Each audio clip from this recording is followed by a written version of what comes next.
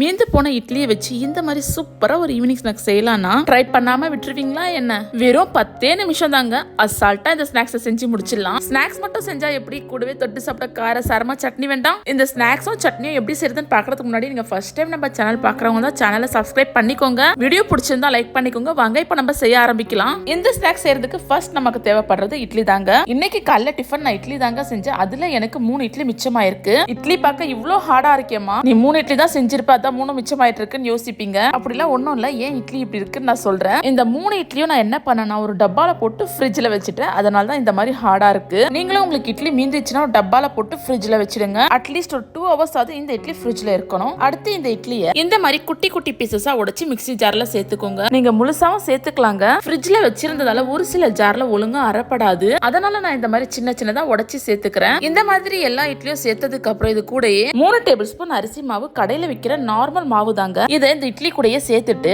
இதுல நீங்க விருப்பப்பட்டா உப்பு சேர்த்துக்கோங்க. நம்ம இட்லி வேக வைக்கும் போது உப்பு சேர்த்து தான் வேக வைப்போம். அதனால நான் உப்பு எதுவுமே ஆட் பண்ணல.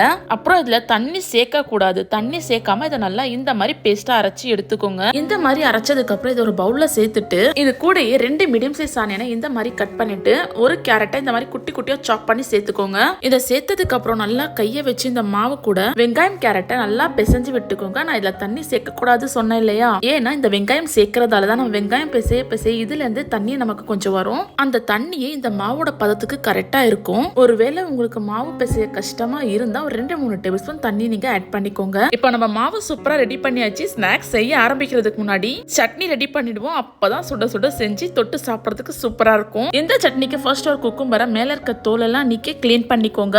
உங்களுக்கு தோலோட சேர்க்க பிடிக்கும்னா நீங்க தோலோடயே சேர்த்துக்கோங்க. நான் ஒரு தடவை தோலோட தாங்க சட்னி செஞ்சேன். சட்னி ரொம்ப கசப்பாயிடுச்சு, அது ஏன்னே தெரியல. அதனால நீங்க தோலோட சேர்க்கும் போது பார்த்தே சேர்த்துக்கோங்க. அப்புறம் சட்னி கசப்பாயிடுச்சுன்னா யாருமே சாப்பிட மாட்டாங்க, எடுத்து கீழே தான் கொட்டணும். நான் அப்படிதான் செஞ்சேன். அவ்வளவு சட்னி எடுத்து கீழே தான் கொட்டினேன். ஏன் கசப்பாயிடுச்சுன்னு உங்களுக்கு தெரிஞ்சா கீழே கமெண்ட்ல சொல்லுங்க. குக்கும்பர் ஃபுல்லா தோல் நீக்கி கிளீன் பண்ணதுக்கு அப்புறம் இந்த மாதிரி குட்டி குட்டி பீசஸா கட் பண்ணி மிக்ஸி ஜார்ல சேர்த்துக்கோங்க. அடுத்து இது கூடயே ஒரு சின்ன துண்டு தேங்காய் அதிகமா சேர்க்க கூடாது, ரொம்ப கம்மியா தான் சேர்த்துக்கணும். அப்பதான் குக்கும்பரோட ஃபிளேவர் இருக்கும். இது கூடவே 2 டேபிள் ஸ்பூன் பொட்டுக்கடலை, கொஞ்சமா மல்லி இலை, சின்ன நெல்லிக்காய் சைஸ் அளவுக்கு புளி, 3 சின்ன பல் பூண்டு, பெரிய சைஸா இருந்தா 1 எடுத்துக்கோங்க. உங்க காரத்துக்கு ஏத்த மாதிரி பச்சை மிளகாய் சேர்த்துக்கோங்க. நான் இன்னைக்கு 2 மிளகாய் எடுத்திருக்கேன். இது எல்லாமே மிக்ஸி ஜார்ல சேர்த்துட்டு கூடவே ஒரு 1/4 டேபிள் ஸ்பூன் உப்பு சேர்த்துட்டு இதை இந்த மாதிரி பேஸ்டா அரைச்சிக்கோங்க. இதுல நான் எந்த தண்ணியும் ஆட் பண்ணல. குக்கும்பர்ல இருந்து வந்த தண்ணியே எனக்கு கரெக்டா இருக்கு. உங்களுக்கு வேணும்னா நீங்க தண்ணி ஆட் பண்ணி அரைச்சிக்கோங்க.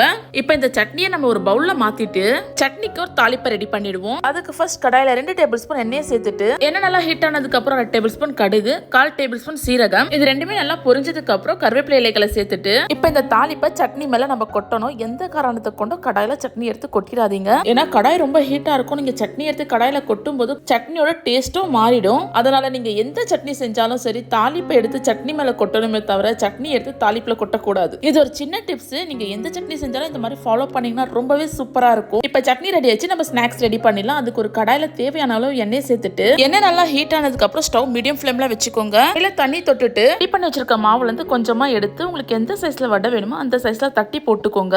நான் இன்னைக்கு வடை ஷேப்லயே குட்டி குட்டி போண்டா ஷேப்லயே போட்டுக்கிறேன். என்னோட குட்டிஸ்க்கு பிடிச்ச மாதிரி. நீங்க உங்களுக்கு எந்த ஷேப்ஸ் பிடிக்குமோ நீங்க அந்த மாதிரி போட்டுக்கோங்க. அதே மாதிரி இந்த மாவுல கொஞ்சமா கொத்தமல்லி, பச்சை மிளகாய், கருவேப்பிலை இதெல்லாம் நறுக்கி சேர்த்து கூட இந்த மாதிரி நீங்க வடையா சுட்டு எடுத்துக்கலாம். இதை சேர்த்த உடனே நீங்க திருப்ப கூடாதுங்க. 2-3 நிமிஷம் ஆனதுக்கு அப்புறம் தான் திருப்பணும். 2 சைடுமே நல்லா ப்ரௌனா இந்த மாதிரி குக் ஆனதுக்கு அப்புறம் ஆயில்ல இருந்து வெளில எடுத்துருங்க. அவ்வளவுதான், சூப்பரான ஈவினிங் ஸ்நாக்ஸ் நம்ம ரெடி பண்ணியாச்சு. இதே மாதிரி மீதி இருக்க மாவையும் ஃப்ரை பண்ணி எடுத்துக்கோங்க.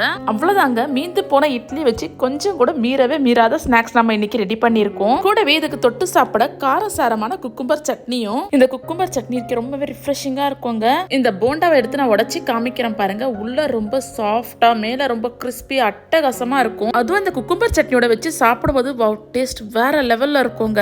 எப்பவுமே இட்லி மீந்துச்சுன்னா இட்லி உப்புமா, சில்லி இட்லின்னு சொல்லி செஞ்சு போர் அடிக்காம இந்த மாதிரி டிஃப்ரெண்டா ஈவினிங் ஸ்நாக்ஸ் செஞ்சு கொடுங்க. உங்க வீட்டுல இருக்க குட்டீஸ்ல இருந்து பெரியவங்களுக்கு எல்லாருக்குமே ரொம்ப பிடிக்குங்க. மீந்து போனதுல தான் இந்த ஸ்நாக்ஸ் செஞ்சீங்கன்னு யாராலுமே கண்டுபிடிக்க முடியாது. ட்ரை பண்ணி பாருங்க, எப்படி இருந்ததுன்னு எனக்கு மறக்காம கமெண்ட்ல சொல்லுங்க. வீடியோ பிடிச்சிருந்தா லைக் பண்ணிக்கோங்க. நம்ம சேனலை சப்ஸ்கிரைப் பண்ணிக்கோங்க. நன்றி.